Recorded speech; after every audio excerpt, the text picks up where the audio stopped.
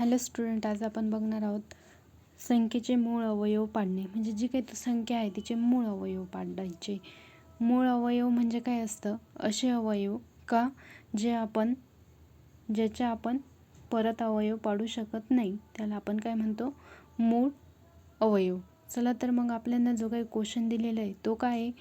24 ही संख्या मूळ अवयवांच्या गुणाकाराच्या रूपातल्या, म्हणजे जे काही तुम्हाला काय करायचे, 24चे मूळ अवयव पाडायचे. चला तर मग आपण बघूया.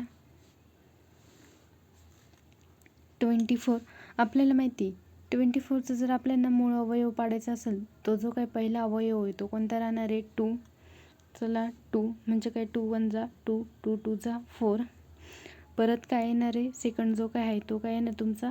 2 म्हणजे काय? परत 2 6 जा 12.